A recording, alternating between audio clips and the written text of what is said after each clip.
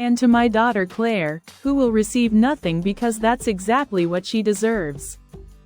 My father said, voice steady and polished. They say funerals bring out the truth in families. But mine didn't wait for the eulogy. My truth came before the lawyer even opened the folder. I was seated at the far end of the Ashford estate's great room.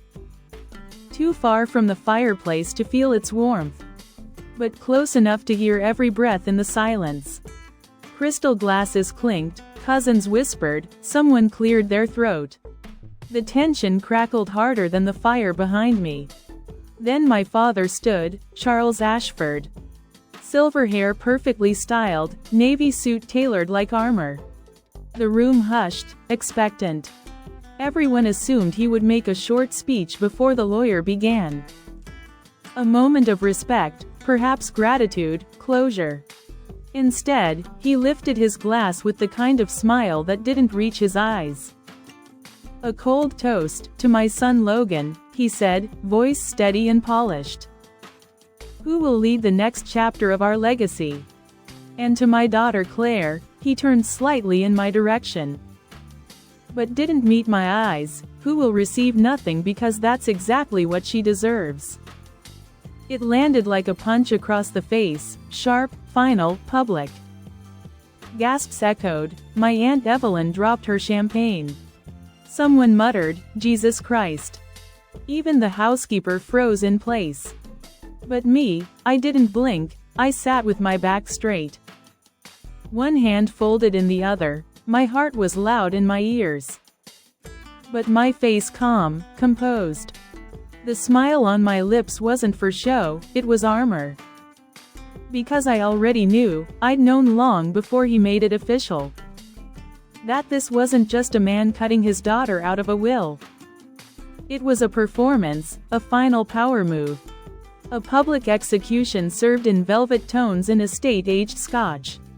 Charles Ashford never raised his voice, he didn't need to. Humiliation was his art form, and today I was his canvas. But what he didn't know, what he could never imagine, was that this moment, his moment, was the last one he'd ever own. He thought I came to watch him win, but I was here to watch him fall. Growing up as Claire Ashford meant learning one lesson early. Greatness had to be earned, unless you were born male. I did everything they said would make me worthy. Straight A's, student council president, a double degree from Stanford. Business and environmental engineering. At 23, I stepped in when one of our company's oldest logistics divisions started bleeding money. I proposed a restructure, slashed costs by 30%, and turned it profitable in 6 months. The board clapped, my father offered me a thank you dinner. Meanwhile, Logan, my brother, my father's favorite son, flunked out of Yale twice. He was given a corner office and a new Mercedes to help him get his head back in the game. I was told I was too intense, that I took things personally. That being passionate was fine, but maybe I should soften my tone. If I wanted to be taken seriously. Charles Ashford didn't see leadership in his daughter. He saw liability, fragility, a woman too driven to be quiet. And too smart to stay small. At family dinners, he'd interrupt me mid-sentence to ask Logan how his golf game was. In boardrooms, he'd compliment my dress before dismissing my proposal. And when I brought him the startup concept I'd spent a year refining, a green supply chain initiative, he didn't even read it. He glanced at the cover page and said, "You're a lovely girl, Claire, why not focus on things that make you more wife material?" That was the day something broke inside me. Not my ambition, not my loyalty, just the need for his approval. Because I realized then, I could never inherit a legacy that was never meant for me. Not as a daughter, not in his empire. So I stopped trying to belong, and I started preparing to build something of my own. While Charles Ashford saw me as a threat in heels, my grandfather, Edward Ashford, saw me Not as a daughter, not as a liability, not as someone to control, but as someone capable. He used to sit with me in his library, books piled around us like fortresses, and listen, actually listen, about my ideas, my fears, the way I saw the future of the company. He once told me, "The real problem with your father isn't that he doubts you. It's that he knows exactly how powerful you are, and that terrifies him." At the time, I thought he was being kind, maybe indulgent. But now I think he was warning me. When his health began to fade, it was me who visited every morning. Not Logan, not my father, me. I brought his medications, I read him the Wall Street Journal. Twice if he forgot we'd already done it. I laughed at his terrible jokes, I combed his hair when the nurses forgot. I answered the phone when his lawyers called. I stayed late when he forgot my name and still held his hand. And one morning, in a rare moment of clarity, he said, "I may be dying, but I'm not blind. I see what you've done, I see who you are." That was the day he asked me to meet with his private counsel. Not the family lawyers, not the ones Charles had on retainer. Someone independent, someone who could help him set the record straight. What I didn't know then was just how far he was willing to go, to make sure I wouldn't be erased. They buried my grandfather in a mahogany casket lined with gold trim, fit for a man who built an empire from the ground up. And then, in front of everyone, my father buried the truth.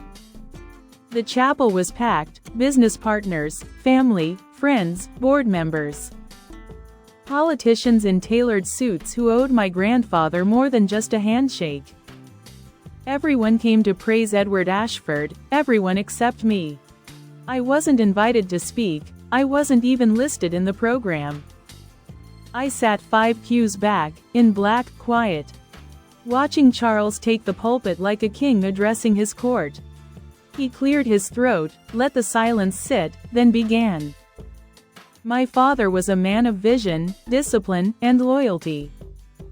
He believed in order, in structure, and above all, family. My son Logan will carry that vision forward. Not once did he mention me, not once did my name pass his lips. I wasn't a granddaughter, I wasn't a caregiver. I wasn't even a shadow, just a ghost at the edge of the kingdom. That's when I knew, it wasn't just about money or legacy or pride. Charles wasn't trying to disinherit me. He was trying to erase me from memory, from history, from our bloodline. But I didn't interrupt, I didn't scream. Because I already knew what he didn't. I knew there was another will, a sealed envelope, signed, notarized, waiting. So I sat in silence and let him dig his own grave with every word. 2 weeks after the funeral, the Ashford Estates drawing room was full again. But this time, the mourning was over, the performance was beginning. The lawyer, Mr. Franklin Ellis, sat at the head of the long table. 2 folders in front of him, one slim, the other thick with wax seals. No one paid attention to the second one, except me. I'd been seated at the far end again, next to a drafty radiator, like an afterthought. Logan and my father took center stage, all elbows on polished wood, sipping aged bourbon like they already owned the legacy. Charles adjusted his cufflinks and stood, a practiced smirk tugging at the corner of his mouth. "Before we begin," he said smoothly, raising his glass once again, "I'd like to offer a final toast to my son Logan, who will lead Ashford Global into its next era with honor." He paused for effect, people nodded, smiled. Then his voice dropped, low, theatrical. "And to my daughter Claire, who chose emotion over loyalty. I hope you find peace wherever you land." Laughter bubbled at the edge of the room, tight, uncomfortable. Aunt Evelyn looked away. Mr. Ellis blinked slowly, then opened the first folder. Routine distribution of assets, vacation homes, art, jewelry. I didn't move, I just waited, because I knew what was coming. He cleared his throat once more and slid his hand toward the second envelope. Thick, sealed, gold-stamped. Per the late Edward Ashford's private directive, he said carefully. The controlling shares of Ashford Global, the estate, and full voting authority are to be transferred immediately to Claire Ashford. Silence detonated. Logan choked on his drink. A glass cracked in someone's hand. My father's eyes didn't blink, just stared. I smiled, because now the room belonged to me. The moment my name was spoken, everything shifted. Not just in the room, but in the balance of power. But the truth, that moment wasn't luck, it wasn't revenge, it was design. My father thought he raised a daughter he could manage. What he actually raised was a strategist. And it didn't start at the will reading. It started the day he pushed aside my business proposal. 6 months of research, innovation, heart, like it was a napkin left at lunch. You're a lovely girl, Claire, he said. Focus on things that make you more wife material. I left his office in silence, went home, locked the door, and built a war room. I founded Steel Magnolia Ventures, a private LLC under a pseudonym. Joined think tanks he never tracked, consulted for fintech firms. Started investing in climate startups with real revenue and real teeth. I learned to keep my tone sweet, my smile tight. My ambition folded behind silk blouses and neutral lipstick. Every Sunday dinner, every board meeting where I was asked to fetch coffee. While Logan gave half-baked pitches, I was listening, watching, calculating. And when Grandpa's health began to slip, I didn't lean in for inheritance, I leaned in because he mattered. Because dignity matters. Because I wanted to protect what was left of the man who once told me, control doesn't make you powerful, Claire, but clarity does. So when I saw the corners Charles was cutting, the way he rushed medical documents, manipulated staff, pushed for power of attorney, I acted. I asked Grandpa if he trusted the family lawyers, he didn't. I asked if he wanted a second opinion, he nodded. I contacted Mr. Ellis, we drafted a directive with crystal clear terms. Third-party witnesses, multiple mental assessments, ironclad, untouchable. So when the envelope opened, it wasn't a twist, it was a trigger. A plan executed with precision. Because I didn't just survive the empire he tried to keep me out of. I studied it, and then I built my own. At first, my father said nothing, just sat there, stunned. Glass frozen mid-air, lips parted in disbelief. Logan blinked, like the room had turned upside down. And then the lion roared. Charles slammed his hand on the table. The room flinched. This is a farce, he growled. You manipulated an old man, you took advantage of his decline. He turned to Mr. Ellis, voice rising like thunder behind polished control. This directive is invalid, he was sick, he didn't know what he was doing. Ellis didn't blink, he calmly pushed a folder across the table. Mr. Ashford underwent 3 independent assessments during that time, he said. All confirmed full cognitive capacity. These changes were not only legal, they were intentional. The air turned thin, my father's anger began to splinter. Not from strength, but from panic. He stood and started pacing, barking half-formed protests to no one in particular. You don't understand what you've done, Claire. You're not ready for this, you'll ruin everything your grandfather built. This isn't some girl boss fantasy, this is real business. I let him rage, I let him burn. And then I stood, slow and steady, and said, I've been ready for years, Dad. I just stopped waiting for your permission. The room froze again. For the first time in his life, Charles Ashford realized what he was actually dealing with. Not a daughter, not a disappointment, but a rival. And I could see it in his eyes, he knew he'd already lost.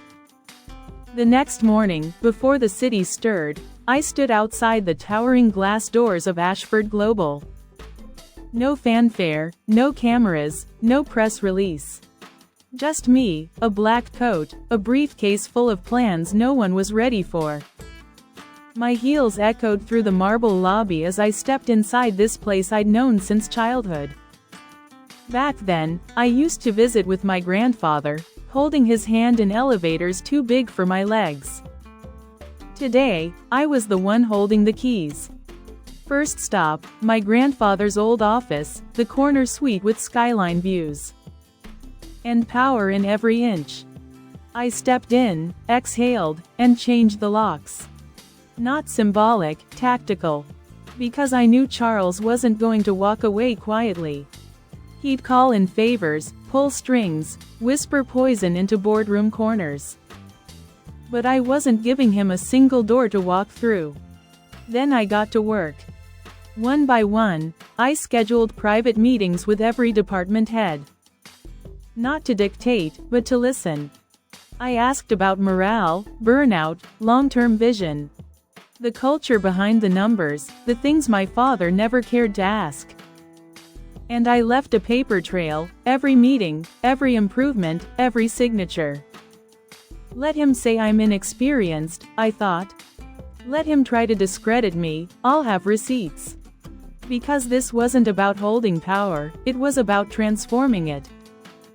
He ran this company through fear, silence, and loyalty bought with perks. But I wasn't here to keep his empire intact. I was here to rebuild it into something better, cleaner, smarter, stronger. And the only way to do that, walk into the lion's den. And remind the pride who really leads. He walked in like he still owned the place, Charles Ashford. Navy blazer, gold buttons, polished smile, rehearsed. Logan flanked him, smug as ever, gripping a manila folder like it held the future. Maybe it did, but not the one they expected. The boardroom was full, every seat taken. Executives, senior partners, legacy shareholders. They all looked up as he entered, and Charles gave them what they came for. "Gentlemen," he said, not even glancing at me, "let's talk damage control." I waited, let him have his moment. The illusion was still intact, for now. He slapped Logan on the back and took his old seat, head of the table. Like nothing had changed, like the floor beneath him wasn't already crumbling. "We've reviewed the fallout," he said briskly. "Minimal media attention, if we move quickly, we can undo the confusion. Claire's tenure can be repositioned as transitional." I cleared my throat. "This isn't a damage control meeting," I said calmly. "This is a restructuring session." That got their attention. I handed out sealed packets, one for each board member. Inside, evidence, embezzlement under Charles's leadership. Offshore accounts, illicit investments in shell corporations registered to dummy addresses. Then came Logan's file, misuse of company funds for personal travel. First-class flights, a company-sponsored yacht party in Ibiza. The silence was suffocating. Charles opened the folder, his jaw tensed. Logan went pale. "This is absurd," my father muttered. "None of this holds water." "It's all verified," I said, "audited by a third-party compliance firm. Today, the board will vote." Logan stood up too fast. "You hacked my emails, this is illegal." "It's called oversight," I replied, "welcome to it." The vote wasn't close, it wasn't even competitive. Unanimous, Logan stripped of access. Charles barred from all company dealings, effective immediately. Their key cards were deactivated before the meeting ended. I escorted them to the elevator myself. And as the doors began to close, Charles turned, voice low and bitter. "You think this is over?" I leaned in slightly. "No, I think it's just beginning." He was waiting outside the building, like he belonged there. No driver, no entourage, no signature cufflinks or power walk swagger. Just Charles Ashford, shoulders hunched in a wrinkled overcoat, staring up at a company that no longer answered to him. I almost didn't stop, but right before the glass door slid shut behind me, I turned. He looked smaller, like the air had gone out of him. Like the building he once ruled had shrunk him down to human size. "Morning, Dad," I said. "You know what they say, pride comes before the fall." He didn't respond, he didn't need to. Because this wasn't about revenge anymore, that part was already done. This was about gravity. For decades, he built his legacy on fear, on silence, control. Polished lies in polished suits. He made sure his voice was the only one that echoed. In boardrooms, in family dinners, in my own head.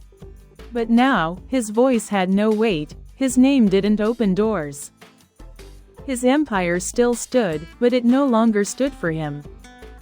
And I didn't have to gloat, I didn't have to say, "I told you so." Because the look in his eyes said it all. He finally saw what I had become. Not a disappointment, not a soft-hearted liability. But the woman who took everything he denied her. And built something stronger. Something that didn't need his approval to matter. As I turned and walked through the doors, past the receptionist who now greeted me as Ms. Ashford, I realized he never saw the fall coming.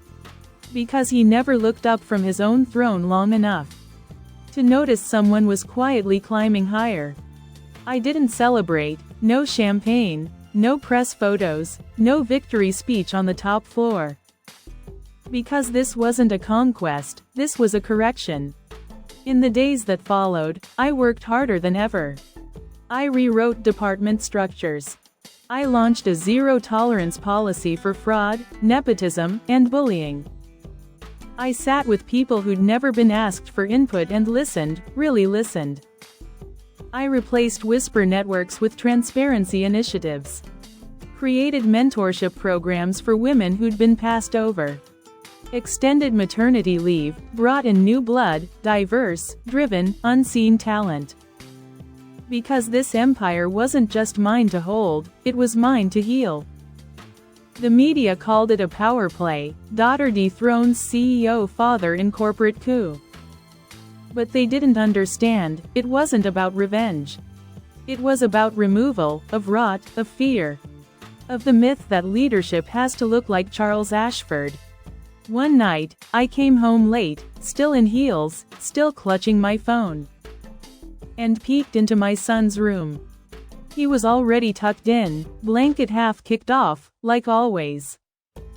He looked up, half asleep. "Mommy," he mumbled. "Why was Grandpa so mad today?" I paused, smiled, because, I said gently, brushing the hair from his forehead. He forgot that girls can be in charge too.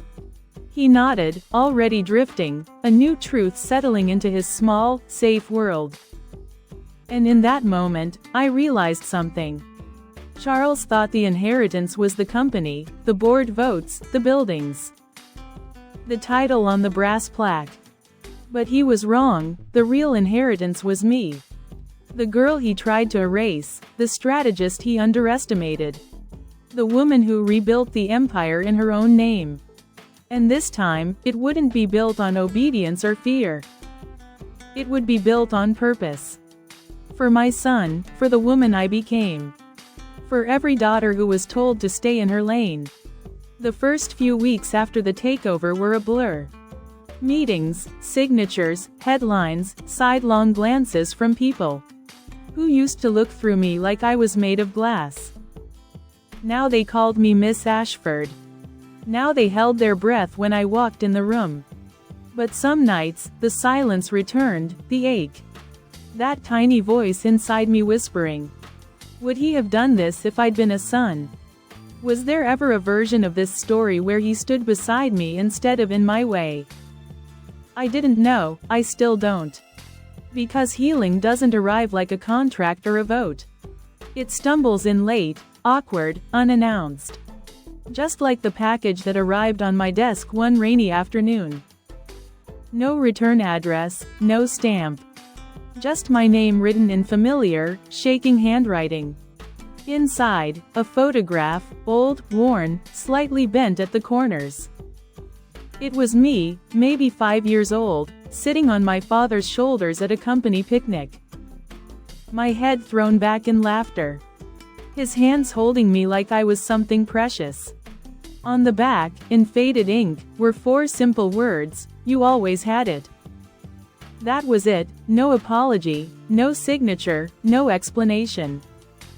And for the first time in a very long time, I didn't need one. I slipped the photo into the top drawer of my desk, next to the company seal. Not as a reminder of him, but of me. The girl who once believed her father's love to find her worth. And the woman who no longer needed his love to feel powerful. Because in the end, the real inheritance wasn't the boardroom. It wasn't the empire, it was the fire he tried to extinguish. And I learned how to carry